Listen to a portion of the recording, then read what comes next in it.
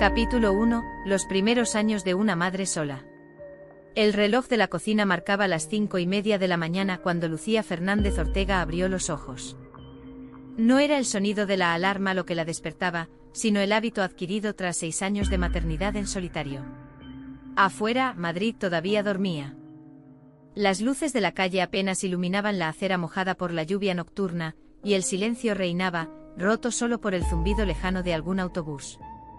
Dentro del pequeño piso en la calle de Alcalá, todo parecía en calma, salvo el corazón acelerado de Lucía, que cada mañana emprendía una batalla invisible. Se levantó con cuidado, procurando no hacer ruido para no despertar a Diego, su hijo de 6 años. Lo primero que hizo fue acercarse a la habitación del niño.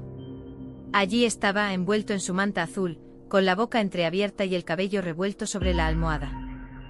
Verlo dormir era para Lucía el recordatorio silencioso de por qué seguía adelante a pesar de todo. Era un niño pequeño, pero su presencia tenía el peso de una vida entera. Un par de yogures baratos, pan duro del día anterior y un paquete de arroz. Lucía suspiró. No era la primera vez que enfrentaba esa carencia, y sin duda no sería la última. Abrió la puerta del armario y sacó un pequeño tarro de cacao en polvo. Hoy le haré un vaso de leche con chocolate, pensó, intentando darle a Diego un pequeño gesto de cariño disfrazado de normalidad. Mientras calentaba la leche en un cazo, recordó la primera vez que trajo al niño a este mismo piso, hace 6 años. Mi vida. Hoy tienes que desayunar bien, ¿vale? Tienes educación física en la escuela. El niño asintió y sus ojos brillaron al ver el vaso de leche con chocolate. Para él, aquello era un lujo inesperado. Mientras Diego bebía y mordía una rebanada de pan tostado, Lucía lo observaba con una mezcla de ternura y tristeza. Se preguntaba cuántas madres en Madrid estarían ahora mismo preparando desayunos mucho más abundantes, con cereales de colores, zumos naturales, fruta fresca. Ella no podía ofrecerle eso. La camisa estaba un poco gastada en los bordes, pero limpia y bien planchada. Lucía siempre se aseguraba de que Diego se presentara en la escuela con dignidad, aunque por dentro supiera las privaciones que atravesaban. Mientras le abrochaba los botones, el niño la miró fijamente y dijo: «Mamá, ¿algún día tendremos un coche como el papá de Pablo?» Lucía tragó saliva. Era una pregunta inocente, pero contenía un eco de comparación dolorosa. «Quizás sí, algún día», respondió, acariciándole la mejilla. «Pero recuerda, cariño, lo importante no es el coche, sino que siempre estemos juntos». De camino al colegio, caminaron tomados de la mano bajo el cielo gris de Madrid. Lucía llevaba su bolso al hombro, con los documentos del trabajo y una carpeta llena de facturas y papeles. Cada paso hacia la escuela era también un recordatorio de las cuentas pendientes, del alquiler que debía pagar a fin de mes, de la amenaza constante de no llegar a tiempo con todo. Sin embargo, al ver a Diego correr los últimos metros hasta la puerta, saludando a sus compañeros, sintió que toda esa carga valía la pena. Lidiando con quejas interminables y con jefes que apenas valoraban el esfuerzo de sus empleados. Pero lo más duro no era el trabajo en sí, sino la sensación de invisibilidad. Era una más entre cientos de trabajadoras precarias, madres solteras, mujeres que sobrevivían en silencio. Durante la pausa del almuerzo, mientras comía un bocadillo envuelto en papel de aluminio, pensó en lo que significaban esos 6 años. Había criado a Diego sin la ayuda de Alejandro, sin una sola moneda de manutención, sin un gesto de reconocimiento. Había trabajado horas extra. Había vendido sus joyas, había pedido préstamos pequeños a amigas de confianza. Todo para garantizar que su hijo tuviera lo básico: techo, comida, ropa, educación. Sin embargo, había noches en las que, agotada, lloraba en silencio para no despertar al niño. Una de esas noches quedó grabada en su memoria. Diego tenía fiebre alta, y Lucía no tenía dinero para un taxi. Lo envolvió en una manta y lo llevó en brazos hasta la clínica, que quedaba a 20 minutos andando. Llovía y sus zapatos empapados hacían un ruido sordo en el pavimento. Al llegar, empapada y tiritando, entregó los pocos billetes que llevaba en la cartera. El médico la miró con cierta compasión, pero no dijo nada. Horas después, cuando regresaron a casa con la medicina, Diego se durmió aferrado a su cuello. Lucía nunca olvidaría el peso de aquel instante, la certeza de estar sola en el mundo, pero también la convicción de que su hijo era su razón de ser. A veces, por las noches, pensaba en Alejandro. ¿Qué hacía? ¿Qué sentía? ¿Dormía tranquilo, sin remordimientos? Se preguntaba si alguna vez pensaba en Diego, si lo recordaba en absoluto. La rabia le quemaba por dentro, pero la apagaba al mirar a su hijo. No merece tus lágrimas, se repetía una y otra vez. Pero la herida estaba allí, abierta. Recordándole que no solo había perdido a un compañero, sino también la ilusión de construir una familia compartida. Aún así, con el paso del tiempo, la soledad se transformó en fuerza. Cada obstáculo superado le enseñaba que era capaz de más. Cada sonrisa de Diego era un premio mayor que cualquier comodidad. El dolor se convertía en gasolina, en energía para seguir adelante. Aquella tarde, después del trabajo, Lucía recogió a Diego en la escuela y lo llevó al parque cercano. Mientras él jugaba en el columpio, ella lo observaba con los brazos cruzados. Respirando profundamente. Se dio cuenta de que, aunque su vida estaba llena de dificultades, también estaba llena de amor. El amor que había puesto en cada detalle, en cada comida preparada. En cada ropa lavada, en cada historia contada antes de dormir. Cuando volvieron a casa y Diego se quedó dormido tras cenar, Lucía se sentó frente a la mesa de la cocina. Encendió la lámpara y sacó una libreta. En la primera página, escribió: por ti, Diego. Nunca estarás solo. Era una promesa, un recordatorio y una declaración de guerra al destino. Esa noche comprendió que la maternidad en soledad no era una condena, sino una trinchera desde la cual lucharía hasta el final. Capítulo 2. Alejandro, el hombre de las promesas huecas. Aquella noche. Cuando Diego ya dormía con el cansancio dulce de los niños, Lucía apagó la televisión y encendió la lámpara más pequeña del salón. La luz cálida dejó un círculo de claridad sobre la mesa. El cielo de Madrid encendido por una tarde de junio, 2 copas de vino y unas risas que en su momento habían sonado a futuro. Se conocieron en una fiesta de amigos comunes. Él llevaba una camisa blanca arremangada, un reloj caro y una seguridad que parecía abrirle paso donde quiera que fuera. Hablaba de su trabajo en marketing como si fuera un juego que siempre ganaba. Lucía, entonces una joven que recién se afianzaba en su empleo de atención al cliente, lo miraba con la mezcla de admiración y recelo con que se observa a las personas que viven un escalón por encima. Alejandro la escuchó contar un chiste torpe, rió con elegancia y le ofreció otra copa. Tienes una forma de mirar el mundo que me intriga, dijo, y esa frase, tan fácil, tan pulida, se convirtió en la llave que abrió la puerta. Los primeros meses fueron una sucesión de tardes luminosas y promesas dulces. Paseaban por el Retiro. Compartían porciones de tortilla en bares de Malasaña, se besaban en portales con la timidez cómplice de quienes se van acostumbrando a tenerse. A Lucía le gustaba su inteligencia rápida, a Alejandro la paciencia de ella para explicar lo evidente sin hacérsela importante. Él hablaba de viajes y ascensos, ella de pequeñas metas cotidianas, ahorrar para un curso de idiomas. Comprar una lavadora nueva, invitar a su madre a cenar a un sitio bonito. Eres más clásica de lo que pareces, él sonreía. Y tú más frágil, pensaba en secreto Lucía. Aunque nunca se atrevió a decirlo en voz alta. Con el tiempo comenzaron a aparecer señales minúsculas, como grietas invisibles en una pared recién pintada. Alejandro cancelaba planes a última hora con excusas brillantes, evitaba las conversaciones sobre el futuro con un «no adelantemos acontecimientos», hacía comentarios sobre el sueldo de Lucía. Mitad broma, mitad aguijón, si cambiaras de trabajo podríamos vivir mejor, ¿sabes? Ella intentaba no darles importancia.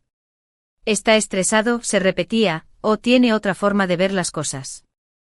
El aire olía a lluvia y hojas trituradas bajo los pies, Lucía sintió un mareo en el mercado. No le dio demasiado crédito al principio, pero el mareo se repitió. Y luego llegó un retraso que no quiso reconocer. Compró una prueba de embarazo y la guardó en el fondo del cajón, como si el plástico pudiera contagiar el vértigo que ella llevaba adentro. La hizo una madrugada, cuando la ciudad dormía y el miedo parecía más manejable. 2 líneas rosas aparecieron con una claridad insultante. Lucía se sentó en el borde de la bañera. Apretó los labios hasta que le dolieron, y sonrió, una sonrisa rota, llena de asombro y de susto. Voy a ser madre, se dijo. El espejo devolvió la imagen de una mujer que parecía otra, más alta. Más grave, más sola. Le contó a Alejandro una tarde en su piso, el de él, con las cortinas a medio cerrar y el olor del café aún flotando en el aire. Se lo dijo despacio. Su teléfono se llenó de mensajes bien redactados y crueles. No me presiones, no es el momento, sabes que no es mío. Una noche él puso en la mesa la palabra que ella no pronunciaría.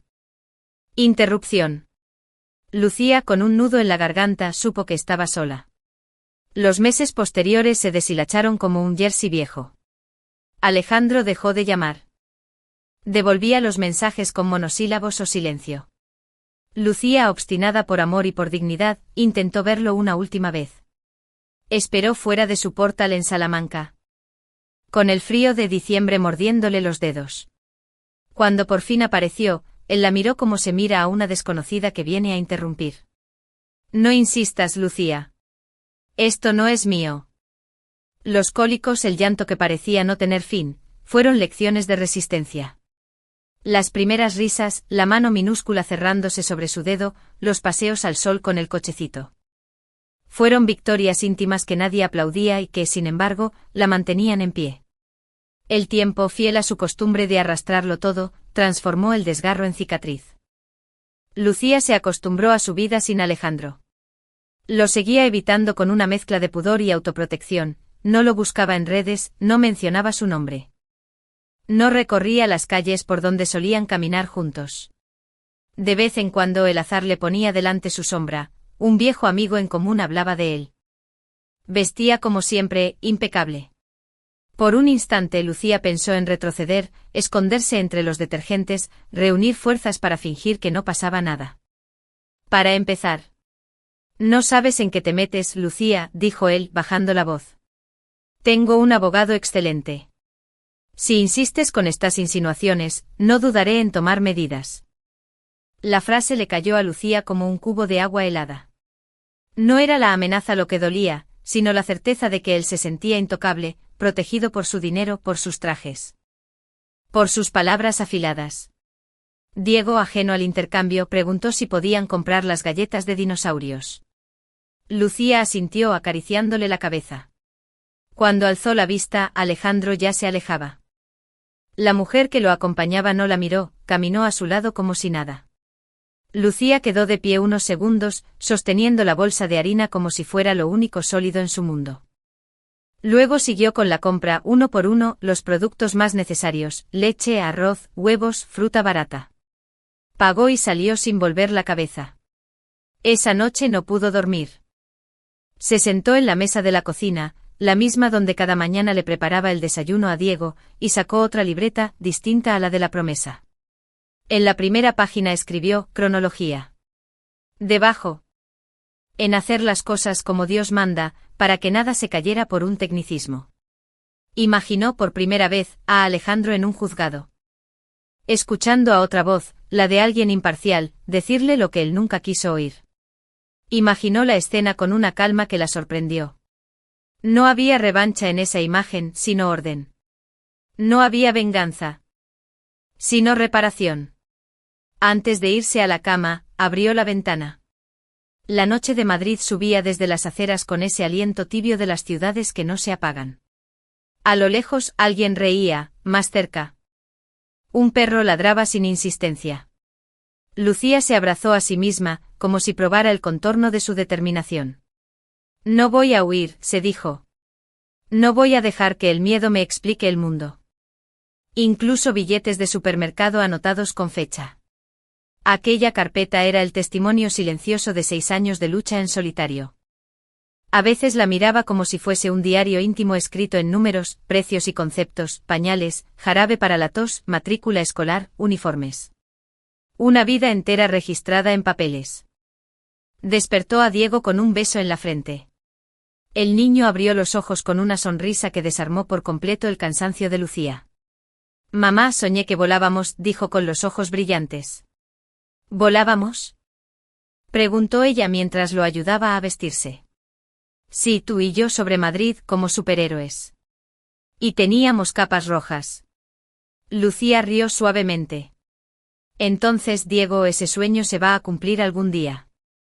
No sé si con capas, pero volaremos.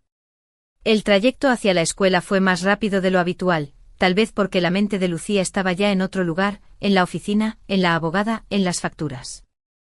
Mientras el niño desaparecía tras la verja, Lucía respiró hondo. Sabía que en pocas horas volvería a sumergirse en ese mar de voces de clientes molestos, de órdenes de jefes indiferentes. Mientras en su interior luchaba contra la sensación de ser un número más en una cadena infinita. A media mañana, recibió un mensaje de Marina: ya hablé con María. Te espera el jueves a las 17:00 en su despacho. Calle Serrano, 118. El corazón de Lucía se aceleró. Había dado el primer paso. Ahora la cuestión era, ¿estaría preparada para lo que viniera? Durante la pausa del almuerzo, se sentó en un banco fuera de la oficina, con un bocadillo envuelto en papel de aluminio. El aire fresco le ayudaba a despejarse, pero la ansiedad volvía una y otra vez. Pensaba en las posibles reacciones de Alejandro, su arrogancia, su manera de girar las cosas para quedar como víctima, su capacidad de manipular con palabras. Tenía miedo, sí. Pero también una claridad nueva. No se trata de mí, se repetía. Se trata de Diego. Él merece justicia. Cuando regresó a la oficina, un correo electrónico de Recursos Humanos la esperaba en su bandeja: recordatorio, las horas extra no serán remuneradas este mes. Agradecemos la comprensión. Lucía apretó los labios. Era la enésima injusticia laboral que tragaba sin protestar. Miró alrededor, otras compañeras, muchas también madres, estaban igual de agotadas. Había una especie de solidaridad silenciosa en esas miradas que se cruzaban sin palabras, todas estaban atrapadas en el mismo engranaje. Al terminar su turno, salió a toda prisa para recoger a Diego. El niño la recibió con una avalancha de historias: que había jugado al fútbol, que había aprendido una nueva canción, que la profesora había dicho que dibujaba muy bien. Lucía lo escuchaba con atención, aunque su mente seguía ocupada en el jueves. En casa preparó una cena sencilla: sopa de verduras y tortilla francesa.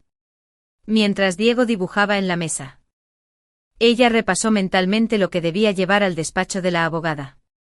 Todo, absolutamente todo, pensó. Sabía que Alejandro intentaría desacreditarla, acusarla de inestabilidad económica, de falta de medios, incluso de negligencia. Había escuchado historias parecidas de otras madres. Pero también sabía que tenía pruebas y, sobre todo, que tenía la verdad de su lado. Esa noche, después de acostar a Diego, se quedó despierta ordenando los papeles en carpetas de colores. Puso etiquetas: salud, educación, vivienda, alimentación. Era como construir un muro con ladrillos de papel, un muro para proteger a su hijo del abandono disfrazado de indiferencia. De repente su móvil vibró. Era un mensaje de un número desconocido: Lucía. Deja de molestar. No conseguirás nada. Piensa en Diego antes de hacer una tontería. El estómago se le encogió. No había firma, pero no hacía falta, era el tono de Alejandro. O quizá de alguien enviado por él. Se quedó mirando la pantalla con rabia y miedo. Podía borrarlo, ignorarlo, fingir que no pasaba nada. Pero no lo hizo. Tomó una captura y la guardó en la carpeta de pruebas. Luego respiró hondo y escribió en su libreta: incluso el miedo puede ser evidencia. Al día siguiente la rutina volvió a repetirse: escuela, trabajo, llamadas, facturas. Pero todo tenía un matiz distinto. Lucía ya no se sentía solamente como una mujer sobreviviendo día a día, sino como alguien que estaba construyendo un caso. Un relato sólido que tarde o temprano llegaría a oídos de un juez. Esa sensación, aunque llena de incertidumbre, le daba una fuerza renovada.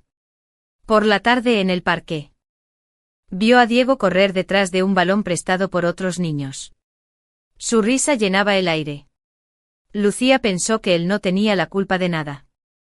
Que no debía cargar con las decisiones egoístas de un adulto que lo había negado desde el principio. Y entonces lo supo con absoluta claridad. Lo que estaba haciendo no era una lucha personal contra Alejandro, sino una defensa del derecho más básico de su hijo, el derecho a ser reconocido, a tener un padre responsable. A no ser invisibilizado. Cuando volvieron a casa, el cielo se había despejado. La luna se asomaba entre edificios, y Lucía sintió un pequeño alivio. Preparó a Diego para dormir. Le contó un cuento inventado sobre un caballero que protegía a un niño con una espada de luz, y lo arropó con cuidado. El niño se durmió con una sonrisa, confiado en que su madre siempre estaría allí. Lucía apagó la luz y se quedó unos minutos observando la respiración tranquila de su hijo. Luego, en la penumbra, susurró casi sin darse cuenta. No te preocupes, mi vida. Esta vez no nos van a silenciar. Regresó a la cocina, tomó la carpeta de pruebas y la puso en su bolso. El jueves se acercaba, y con él, la primera batalla formal. Por primera vez en mucho tiempo. Lucía sintió que estaba escribiendo la historia con sus propias manos. Y aunque sabía que la vida seguía cuesta arriba, también comprendía que cada paso que daba era un paso hacia la justicia. Capítulo 4. El primer paso hacia la justicia. El jueves llegó con la misma mezcla de miedo y determinación que Lucía había sentido toda la semana. Se levantó más temprano de lo habitual. Como si el cuerpo supiera que ese día era distinto. Preparó el desayuno de Diego con cuidado especial, pan tostado, un vaso de leche y una manzana partida en trozos. Aunque apenas pudo probar bocado ella misma.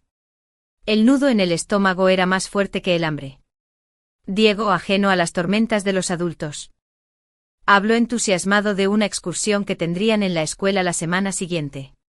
Lucía lo escuchaba, sonriendo de vez en cuando, pero con la mente lejos. Cuando lo dejó en la puerta del colegio.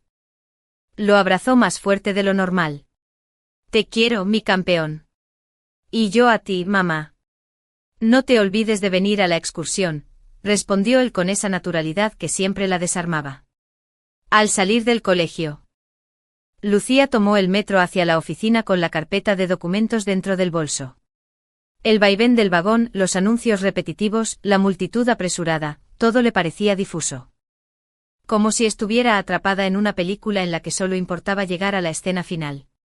Pasó las horas en el trabajo mecánicamente, contestando llamadas y rellenando formularios. Como si la ciudad les perteneciera. Lucía se detuvo frente al número 118, respiró hondo y entró al edificio donde se encontraba el despacho de la abogada María Torres. El ascensor subía lentamente. Y con cada piso sentía como el corazón le golpeaba el pecho. La secretaria la recibió con una sonrisa cordial y la condujo a un despacho luminoso. Con estanterías repletas de libros de derecho y un gran ventanal por donde se filtraba la luz de la tarde. María Torres se levantó de su silla para saludarla. Era una mujer de unos 40 años. Con cabello oscuro recogido en un moño y una mirada firme, pero cálida. Lucía, encantada de conocerte. Marina me habló de ti. Siéntate, por favor. Lucía se acomodó en la silla frente al escritorio. Aferrando la carpeta como si fuera un salvavidas. María la observó con atención, esperando que hablara. No sé por dónde empezar, dijo Lucía, con un hilo de voz. Lo primero que quiero que sepas es que no estás sola. Este tipo de casos son difíciles, pero la ley protege a los menores. Vamos a enfocarnos en tu hijo, en Diego. Él tiene derecho a ser reconocido y a recibir la manutención correspondiente. Lucía abrió la carpeta y empezó a sacar los documentos, facturas médicas, recibos escolares, comprobantes de alquiler. Incluso la captura de pantalla del mensaje intimidante recibido días antes. María los revisó con la concentración de quien va armando un rompecabezas. Esto es muy valioso, Lucía. Cada papel cuenta una parte de la historia. Lo más importante, sin embargo, será la prueba de paternidad. ¿Has pensado en iniciar el proceso de ADN? Sí, respondió Lucía con firmeza. Si es necesario. Lo haré. No tengo miedo de eso. Perfecto. La prueba de ADN, ácido desoxirribonucleico, es casi irrefutable. Con ella y con los antecedentes de tu crianza.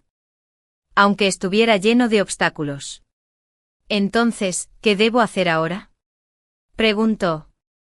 Primero, autorizarnos para iniciar la solicitud de filiación.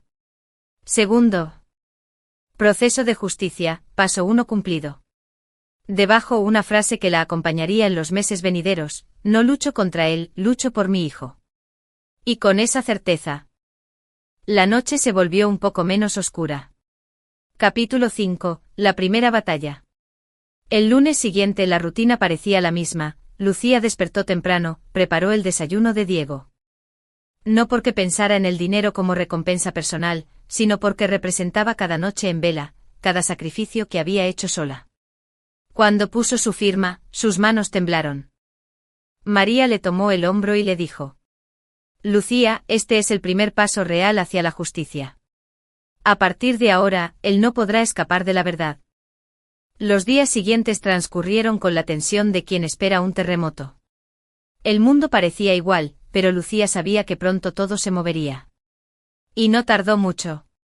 Un martes por la tarde, mientras recogía a Diego de la escuela, recibió una llamada de un número desconocido. Contestó con el corazón acelerado. ¿Lucía Fernández?, preguntó una voz masculina, seca, profesional. Sí, soy yo. Le hablo del juzgado de familia. El señor Alejandro Ruiz ha sido notificado de la demanda. Usted será citada en los próximos días para la audiencia preliminar. Lucía agradeció la llamada, pero apenas pudo contener el temblor en las piernas. Lo inevitable había sucedido, Alejandro ya sabía. Esa misma noche, después de acostar a Diego, su móvil volvió a sonar. Era un mensaje de él. Breve y envenenado. ¿Así que me demandas? Te vas a arrepentir, Lucía. No sabes con quién te has metido. Lucía respiró hondo, tomó una captura y la guardó en la carpeta de pruebas. No respondió. María le había advertido: no caigas en provocaciones. Cada palabra tuya puede usarse en tu contra. Pero cada palabra de él será un arma a tu favor. A los 2 días, recibió un correo electrónico de un bufete de abogados de renombre.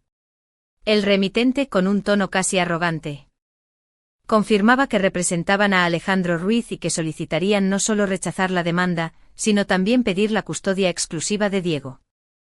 Alegaban falta de estabilidad económica por parte de Lucía y posibles riesgos para el desarrollo del menor. Al leerlo, las manos de Lucía se helaron. Era lo que más temía. Que intentara arrancarle a su hijo con argumentos retorcidos. Lloró en silencio unos minutos, pero luego se secó las lágrimas y volvió a abrir la carpeta de documentos. Allí estaba la evidencia de 6 años de cuidado impecable. Allí estaba la verdad.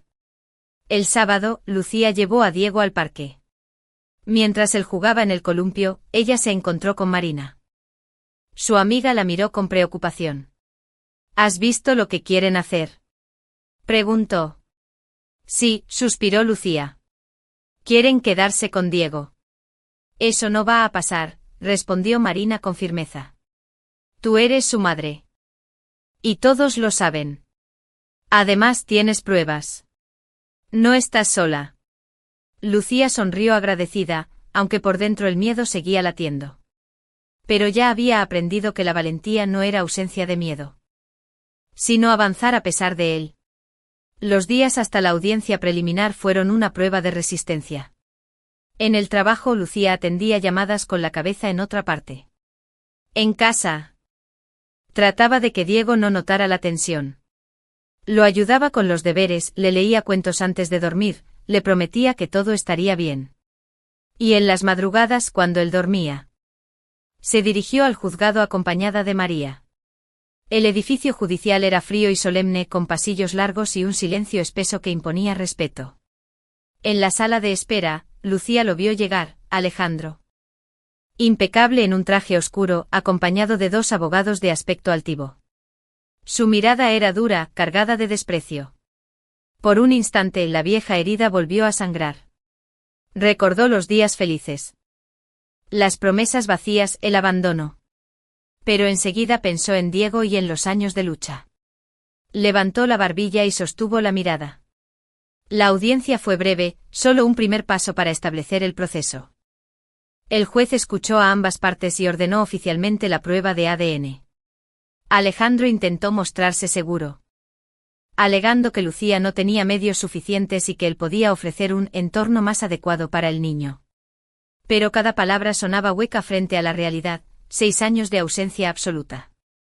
Al salir de la sala, Alejandro se acercó a Lucía con una sonrisa venenosa. Esto no ha terminado, Lucía. Voy a demostrar que no puedes con todo. Lucía lo miró a los ojos y por primera vez respondió con una calma nueva. No tienes que demostrar nada. Ya lo hiciste durante 6 años, que no estabas. María la tomó del brazo y la condujo hacia la salida. Afuera. El sol de mediodía brillaba con una fuerza inesperada. Lucía respiró hondo. Era solo el comienzo, sí. Pero había dado el primer paso en el campo de batalla, y lo había hecho de pie. Sin ceder al miedo. Esa noche, al volver a casa, abrazó a Diego con fuerza. El niño, sin comprender del todo, le preguntó: «Mamá, ¿hoy también fuimos superhéroes?». La espera del ADN. El eco de la primera audiencia aún resonaba en la mente de Lucía mientras caminaba por la gran vía de regreso a casa. Había enfrentado por primera vez a Alejandro en un tribunal. Lo había mirado a los ojos sin bajar la cabeza. Sin embargo, la batalla apenas comenzaba. Ahora el siguiente paso era esperar el resultado de la prueba de ADN, ácido desoxirribonucleico. Esa prueba científica que pondría negro sobre blanco lo que para ella siempre había sido un hecho indiscutible: Diego era hijo de Alejandro Ruiz. La cita para la extracción de muestras fue fijada 2 semanas después. En ese lapso, el tiempo se convirtió en un enemigo cruel. Cada día parecía eterno y cada noche una lucha contra el insomnio. Lucía cumplía con sus rutinas: llevar a Diego a la escuela, ir al trabajo, preparar la comida, revisar las tareas, leer cuentos antes de dormir. Todo se desarrollaba en apariencia con normalidad. Pero en su interior la ansiedad crecía como una sombra alargada. Una tarde, al recoger a Diego del colegio, vio un coche estacionado frente a la salida. Dentro, un hombre de traje oscuro la observaba fijamente. No era Alejandro, pero no había duda de que trabajaba para él. Lucía apretó la mano de su hijo y apuró el paso. Ya ha empezado, pensó. Intentará intimidarme. Esa misma noche, recibió una llamada. No contestó a la primera, pero al tercer timbrazo cedió. Sí.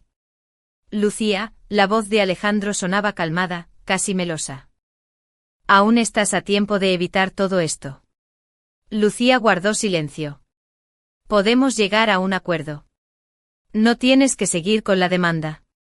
Yo puedo ofrecerte ayuda, incluso algo de dinero, pero sin papeles. Sin juicios. No, respondió Lucía con firmeza. No se trata de mí, Alejandro. Se trata de Diego. Él merece lo que le corresponde. El tono de él cambió de inmediato, se volvió frío.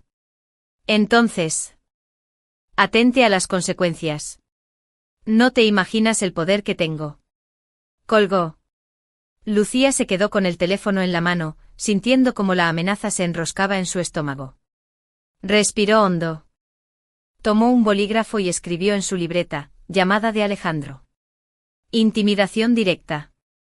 Cada palabra suya sería usada como prueba. Los días se volvieron aún más tensos. A veces encontraba cartas sin remitente en el buzón, frases cortas como «retírate mientras puedas» o «piensa en tu hijo». Otras veces recibía llamadas en silencio que colgaban al segundo. No tenía pruebas directas de que vinieran de Alejandro, pero lo intuía. María, la abogada, le aconsejó guardar todo. No destruyas nada. Todo puede servir. La justicia también ve los patrones de acoso. En medio de esa tormenta, Diego seguía siendo su refugio. Una tarde, mientras hacían deberes en la cocina, él levantó la vista de su cuaderno de matemáticas y le preguntó con naturalidad: «Mamá, ¿por qué hay un señor que siempre nos mira cuando salimos del cole?». Lucía tragó saliva. «Es solo un hombre que trabaja cerca, cariño. No te preocupes». Diego frunció el ceño, pero volvió a su cuaderno. Esa inocencia era un recordatorio doloroso de por qué luchaba. para que su hijo no creciera bajo la sombra del miedo. Finalmente llegó el día de la prueba de ADN.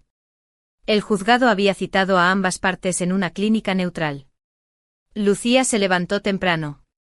Vistió a Diego con su mejor ropa y le explicó que irían a un sitio donde tomarían una muestra de saliva, como un juego de médicos. El niño lo aceptó con curiosidad. Cuando llegaron, Alejandro ya estaba allí, impecable en un traje acompañado de sus abogados. No miró a Lucía ni a Diego como si fueran invisibles. El procedimiento fue rápido, un bastoncillo en la boca de Diego. Otro en la de Alejandro, otro en la de Lucía para confirmar la cadena de custodia. Todo quedó registrado bajo la mirada de un funcionario judicial. Al salir, Alejandro se acercó a Lucía. «Estás perdiendo el tiempo». Ella por primera vez no respondió. Simplemente tomó de la mano a Diego y se marchó. La mejor respuesta era la certeza de que la verdad estaba en camino. Las semanas siguientes fueron las más largas de su vida. La espera de los resultados era insoportable. Lucía sentía que cada día estaba en suspenso, que todo lo que hacía, cocinar, trabajar, ayudar a Diego con sus deberes, estaba marcado por la incertidumbre. A veces se despertaba a mitad de la noche imaginando escenarios, ¿y si algo salía mal en el laboratorio? ¿Y si Alejandro encontraba una manera de manipular los resultados? Para calmarse se repetía, la ciencia no miente. El ADN no entiende de abogados caros ni de amenazas. Mientras tanto, intentaban pintarla como una mujer inestable con un trabajo precario y sin medios suficientes. Lucía lloró al leer esos documentos, pero María le recordó que todo era parte de la estrategia. Quieren asustarte. No lo conseguirán. Tú tienes la verdad y la historia de 6 años de cuidado impecable. El apoyo de Marina fue crucial. Algunas noches, cuando el miedo la desbordaba, su amiga la llamaba para recordarle quién era. Lucía, tú has criado a Diego sola, has estado en cada fiebre, en cada festival de la escuela, en cada cumpleaños. No permitas que él te haga dudar. Un domingo por la tarde, Lucía llevó a Diego al retiro. Se sentaron a orillas del estanque, mirando a los barquitos moverse sobre el agua. Diego, con la inocencia de sus 6 años, le preguntó: «Mamá, ¿algún día tendré un papá que venga conmigo al parque?» Lucía sintió que el corazón se le rompía en 1000 pedazos. Lo abrazó y le dijo: «Tienes a tu mamá, que vale por 2. Y lo que pase después, será para que tú estés mejor». Esas palabras fueron tanto una promesa como un recordatorio de su lucha. Finalmente, después de casi un mes, recibió la llamada del juzgado. Los resultados del ADN estaban listos. Debía presentarse en una nueva audiencia para su lectura oficial. La noche anterior, Lucía apenas durmió. Caminaba de un lado a otro de la cocina, repasando todo lo vivido, los 6 años de soledad, las amenazas, el miedo, pero también la fuerza que había descubierto en sí misma. Se miró al espejo y por primera vez en mucho tiempo se reconoció. No era la mujer asustada que había quedado abandonada en un portal de Salamanca, era una madre que había resistido y que estaba a punto de ver cómo la verdad salía a la luz. Al día siguiente se tomó de la mano con Diego al dejarlo en la escuela, lo miró fijamente y le dijo: «Hoy empieza a cambiar todo, mi vida». Y mientras caminaba hacia el juzgado, con el corazón desbocado, supo que pasara lo que pasara, ya no había marcha atrás. Capítulo 7. La verdad en blanco y negro. La mañana de la audiencia amaneció fría, con un cielo gris que parecía reflejar el peso de la incertidumbre que cargaba Lucía. Se levantó antes de que sonara la alarma, incapaz de dormir más. El corazón le latía con fuerza, como si quisiera adelantarse al día. Se vistió con calma, eligiendo su blusa blanca más sencilla y una chaqueta azul que le daba seguridad. «Hoy no necesito lujo, necesito firmeza», se dijo frente al espejo. Después de preparar el desayuno, llevó a Diego al colegio. En la puerta lo abrazó más tiempo de lo habitual. El niño, sin entender del todo lo que pasaba, preguntó: «Mamá, ¿hoy también vas al médico?» Lucía sonrió con ternura. «No, cariño. Hoy voy a un lugar donde dicen la verdad. Y vas a ganar». Ella tragó saliva. «Sí, vamos a ganar». Al salir de la escuela, tomó el metro hacia el juzgado. Cada estación que pasaba era como un latido más fuerte en su pecho. El vagón estaba lleno de gente, pero Lucía se sentía aislada. Como si el mundo entero se redujera a la carpeta que llevaba bajo el brazo. Dentro estaban todos los documentos, facturas, capturas de mensajes. Pero hoy lo que importaba no eran sus pruebas, sino una sola, el ADN. Al llegar al edificio, encontró a María esperándola. La abogada le sonrió con serenidad. ¿Lista? Más que nunca. Subieron juntas las escaleras hasta la sala donde el juez leería los resultados. En el pasillo Alejandro ya estaba allí, acompañado de sus abogados. Traje gris impecable. Corbata perfectamente ajustada, rostro serio. Cuando vio a Lucía, esbozó una sonrisa irónica. ¿Preparada para la decepción?, susurró al pasar junto a ella. Lucía no respondió. Recordó las palabras de María: el silencio también es fuerza. La sala de audiencias era sobria, paredes claras, un crucifijo colgado sobre el estrado, bancos de madera gastada. El juez, un hombre de unos 60 años con gafas redondas, entró con paso firme. Todos se pusieron de pie. El secretario judicial llevaba un sobre cerrado, los resultados. El juez abrió la sesión con voz grave. Estamos aquí para la lectura oficial de la prueba de ADN solicitada en el proceso de filiación entre el menor Diego Fernández y el señor Alejandro Ruiz. Lucía sintió que el aire se espesaba. Sus manos sudaban y sus ojos buscaban un punto fijo en el suelo. Alejandro, en cambio, se recostó en la silla con aparente tranquilidad. Como si ya conociera el desenlace. El juez rompió el sobre y desplegó el documento. La sala quedó en silencio absoluto. Según el análisis realizado por el laboratorio forense acreditado, se confirma con un 99,999% de probabilidad la paternidad biológica del señor Alejandro Ruiz respecto al menor Diego Fernández. Las palabras resonaron como un trueno. Lucía cerró los ojos y sintió que un peso de 6 años se desprendía de sus hombros. Una lágrima le recorrió la mejilla, pero no era de tristeza, sino de liberación. El juez continuó leyendo, explicando los procedimientos técnicos, pero ella ya no escuchaba. Solo repetía en su mente: lo logramos, hijo mío. Lo logramos. Alejandro, en cambio, enrojeció. Su sonrisa se borró, reemplazada por una expresión de rabia contenida. Uno de sus abogados intentó intervenir. Señoría, solicitamos verificar la cadena de custodia. El juez lo interrumpió con firmeza. Los procedimientos fueron realizados con todas las garantías. La prueba es concluyente. María aprovechó el momento para intervenir. Señoría, pedimos que además de la filiación, se reconozca de inmediato la obligación de pensión alimenticia provisional, así como el cálculo retroactivo de los últimos 5 años, según lo estipulado por la ley. El juez asintió. El tribunal lo tomará en consideración. Alejandro apretó los puños. Finalmente habló con voz dura. Esto no cambia nada. Yo puedo darle al niño un futuro mejor que ella. Tengo recursos. Estabilidad, un entorno adecuado. Ella apenas sobrevive con un sueldo mínimo. Lucía levantó la vista y lo miró por primera vez en la sesión. Su voz, aunque temblorosa, fue clara. Yo no tengo millones ni empresas, pero tengo algo que tú nunca tuviste: presencia. He estado en cada noche de fiebre, en cada festival escolar, en cada cumpleaños. El dinero no cría a un hijo.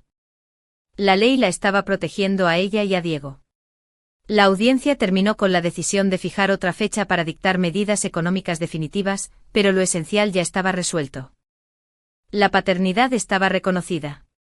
Al salir de la sala, Alejandro se acercó de nuevo, esta vez con los ojos encendidos de ira. Crees que has ganado, pero esto no ha terminado. Voy a demostrar que eres incapaz.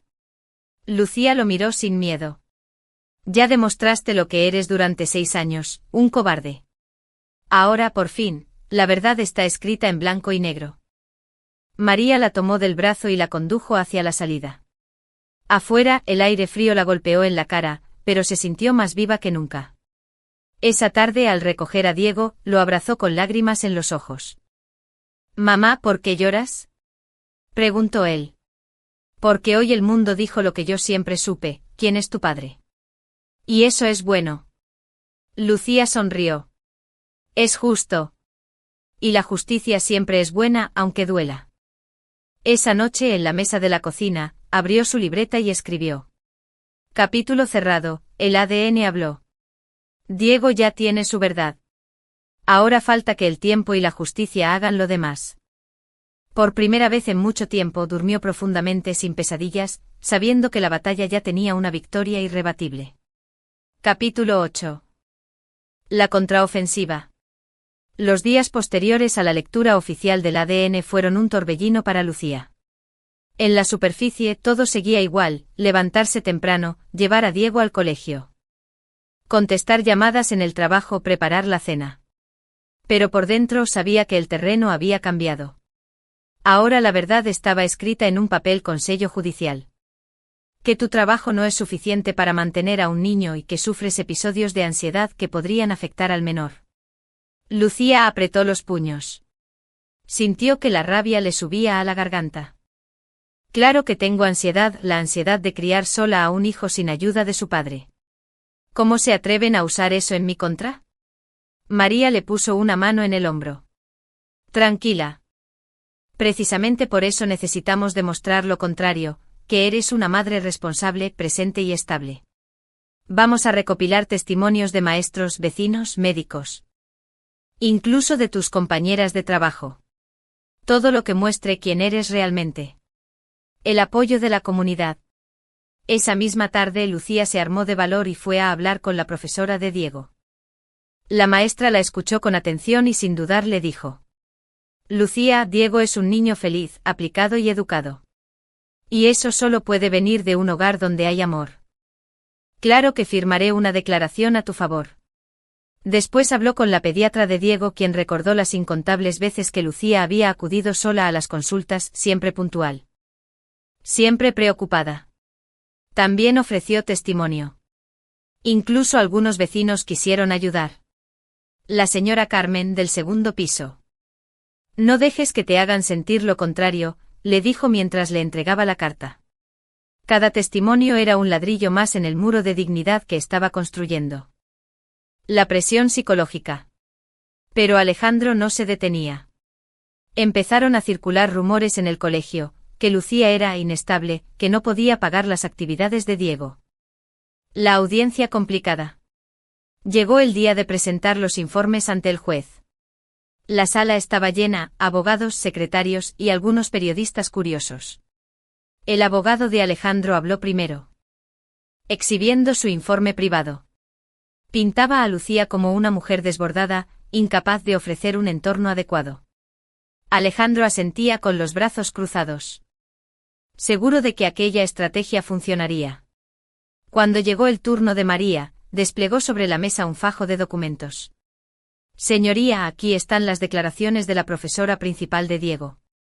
De su pediatra, de vecinos y compañeros de trabajo. Todos confirman que Lucía ha cuidado sola y de manera ejemplar a su hijo durante 6 años. Además, presentamos certificados de pago de escuela, facturas médicas, comprobantes de vivienda y recibos de nómina. No hay un solo indicio de negligencia. El juez tomó los documentos y los revisó con calma. Veo aquí constancia de que el menor ha estado correctamente escolarizado, con asistencia regular y buenas calificaciones. También informes médicos que reflejan un desarrollo adecuado. Levantó la vista hacia Alejandro. Señor Ruiz, ¿cómo explica usted que, sin su presencia, el niño haya crecido sano y estable?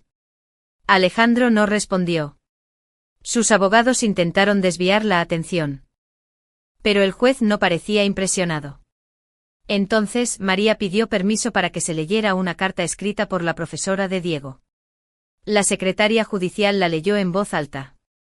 No he visto en él ningún signo de descuido o falta de afecto. Al contrario, está rodeado de amor y seguridad.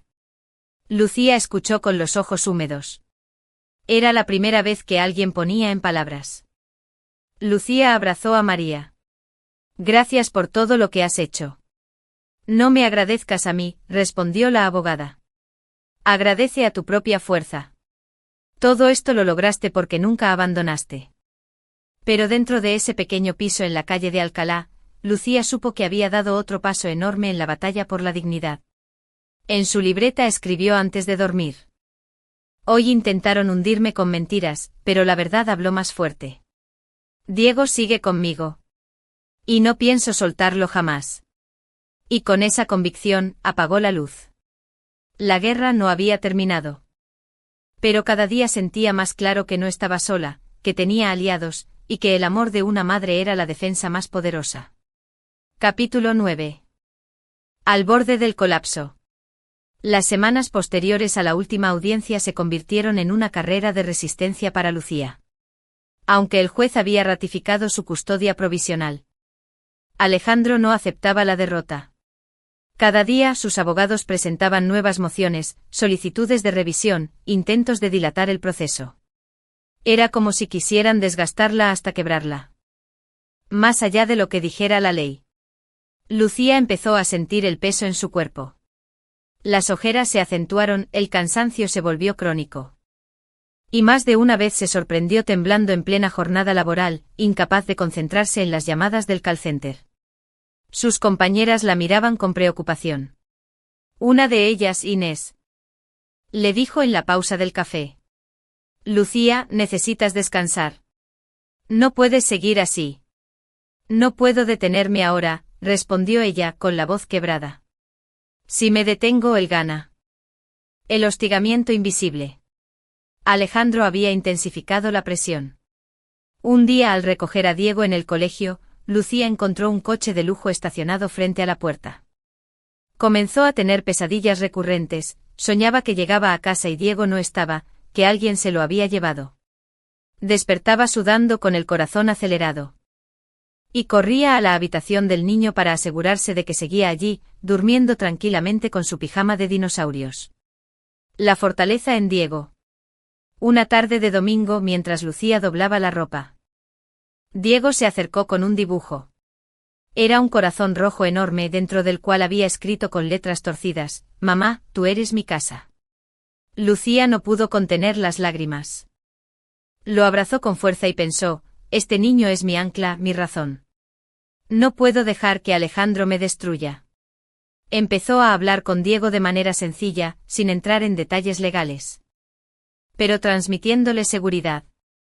Cariño, puede que escuches cosas feas, puede que alguien diga que mamá no puede cuidarte. Pero quiero que recuerdes siempre una cosa, yo nunca te dejaré. Diego la miró con seriedad poco común para su edad. Lo sé, mamá. Yo tampoco te dejaré a ti. La red de apoyo. Marina seguía siendo su pilar. Cada semana se reunían en una cafetería pequeña de Lavapiés, donde la amiga escuchaba pacientemente y le recordaba que no estaba sola. Él tiene dinero y abogados, Lucía. Pero tú tienes algo que él nunca tendrá, la verdad de 6 años de amor. No lo olvides. Incluso algunas compañeras de trabajo empezaron a cubrirla cuando la veían demasiado agotada. Yo atiendo esta llamada por ti, le decía Inés. Era un gesto pequeño, pero para Lucía significaba un mundo. La táctica del desgaste. Alejandro presentó una nueva demanda. Solicitaba que un trabajador social visitara el piso de Lucía para evaluar si el entorno era apto para un niño. Era un golpe bajo diseñado para humillarla, para exponer su vida privada. El día de la visita, Lucía se esforzó por tener todo impecable, la nevera con comida suficiente, los libros de Diego ordenados, las paredes limpias. El trabajador social, un hombre de mediana edad. Después de acostar a Diego, Lucía se desplomó en la cocina. No pudo más. Se sentó en el suelo, abrazándose las rodillas, y rompió a llorar con un sollozo que parecía no acabar nunca. El silencio del piso solo hacía eco de su desesperación. Pensó en rendirse. En aceptar un acuerdo, en dejar que Alejandro tomara parte de la custodia con tal de acabar con el tormento. Tal vez sería más fácil, tal vez Diego tendría más cosas materiales, se repetía. Pero entonces escuchó pasos pequeños. Diego había salido de su habitación y la miraba con los ojos llenos de preocupación. «Mamá, ¿por qué lloras?», Lucía se apresuró a limpiarse la cara. Es que estoy cansada, mi vida. Pero no te preocupes, todo estará bien. El niño se acercó, le tomó las manos con sus deditos y dijo: Tú siempre me dices que no me rinda cuando me cuesta hacer los deberes. Pues tú tampoco te rindas. Mamá. Aquella frase salida de la boca de su hijo, fue como un rayo de luz atravesando la oscuridad. La fuerza inesperada. Al día siguiente. Lucía volvió al despacho de María con renovada determinación. No voy a rendirme, dijo con firmeza. Que presenten todos los informes que quieran. Yo tengo a mi hijo, tengo pruebas, tengo testigos. Y sobre todo, tengo la verdad. María sonrió con orgullo. Esa es la Lucía que necesitamos en el tribunal. Recuerda, cada mentira de ellos se derrumba con tu constancia. Una pequeña victoria. Pocos días después, el juez rechazó la moción de Alejandro de revisar la custodia. El informe del trabajador social fue claro. El niño estaba bien cuidado y no había motivos para cambiar nada. Cuando Lucía recibió la notificación oficial, se le aflojaron las piernas. Era solo una pequeña victoria en medio de la guerra. Pero significaba que cada sacrificio valía la pena. Esa noche preparó una cena especial con Diego, macarrones con tomate, su plato favorito. Mientras comían, él le preguntó: ¿Ganamos otra vez? Lucía sonrió. Sí, cariño. Ganamos porque seguimos juntos. Epílogo de un capítulo. Al acostarse escribió en su libreta: Hoy estuve al borde de rendirme. Pero mi hijo me devolvió la fuerza. Alejandro quiere desgastarme, pero no entiende que cada intento suyo me une más a Diego. Y esa es mi victoria más grande. Apagó la luz, cerró los ojos y por primera vez en semanas. Durmió con la certeza de que aunque la batalla continuaba, la guerra se libraba con algo que ningún abogado podía destruir: el amor incondicional entre madre e hijo. Capítulo 10. El juicio principal. El día señalado para el juicio principal amaneció con un aire pesado sobre Madrid, como si las nubes quisieran anticipar la tormenta que se avecinaba en el tribunal. Lucía apenas había dormido. Había pasado la noche repasando mentalmente cada documento, cada testimonio, cada palabra que debía decir si le tocaba hablar. En la mesa de la cocina reposaba su carpeta. Ya gastada en las esquinas de tanto abrirla y cerrarla. Esa carpeta era más que papeles, era 6 años de vida, de lucha y de resistencia. La llegada al tribunal. María pasó a recogerla temprano. Hoy es el día más importante, le dijo con firmeza. Respira hondo. No estás sola. Al llegar al juzgado, el hall estaba lleno de murmullos. Periodistas esperaban con sus cámaras. Olfateando el morbo de un caso donde un empresario reconocido se enfrentaba a una madre trabajadora. Lucía bajó la cabeza, tomó aire y caminó con paso firme, aunque por dentro se sintiera temblar. Alejandro apareció minutos después. Traje oscuro, corbata perfectamente anudada, rodeado de 2 abogados que parecían más interesados en las cámaras que en la justicia. Sus ojos se cruzaron con los de Lucía, los de él duros como el mármol, los de ella cansados pero llenos de dignidad. La sala de juicio. El salón estaba iluminado con luz blanca fría. Sostenemos que el interés superior del menor exige revisar la custodia. El señor Ruiz puede ofrecerle al niño un entorno mucho más estable, con recursos económicos, vivienda adecuada, educación privada y acceso a todas las oportunidades que una madre en situación precaria no puede brindarle. Alejandro asentía con gesto solemne. Como si se tratara de un héroe dispuesto a rescatar a su hijo. Luego fue el turno de María. Se levantó con calma, desplegó sus papeles y habló con una voz clara que llenó la sala. Señoría. Quedó en evidencia que nunca había visitado la casa ni hablado con Diego. Sus palabras perdieron fuerza rápidamente. Luego Alejandro pidió declarar. Se levantó y miró al juez con gesto solemne. No niego que el señor Ruiz pueda comprar cosas. Pero el amor, la constancia y la presencia no se compran. Eso es lo que Diego necesita, y eso es lo que yo le doy. La sala quedó en silencio. Siempre seremos tú y yo contra el mundo. Por primera vez en mucho tiempo, sintió que había transformado su miedo en valentía. La justicia aún debía pronunciarse. Capítulo 1. Los primeros años de una madre sola. El reloj de la cocina marcaba las 5:30 de la mañana cuando Lucía Fernández Ortega abrió los ojos. No era el sonido de la alarma lo que la despertaba, sino el hábito adquirido tras 6 años de maternidad en solitario. Afuera, Madrid todavía dormía. Las luces de la calle apenas iluminaban la acera mojada por la lluvia nocturna, y el silencio reinaba, roto solo por el zumbido lejano de algún autobús. Dentro del pequeño piso en la calle de Alcalá. Todo parecía en calma, salvo el corazón acelerado de Lucía, que cada mañana emprendía una batalla invisible.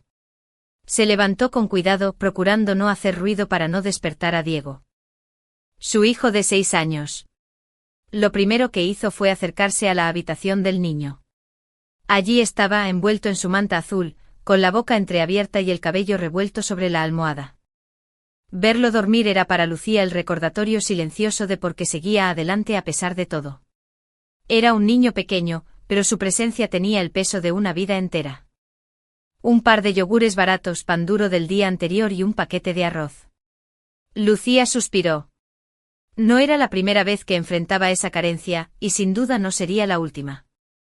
Abrió la puerta del armario y sacó un pequeño tarro de cacao en polvo. Hoy le haré un vaso de leche con chocolate,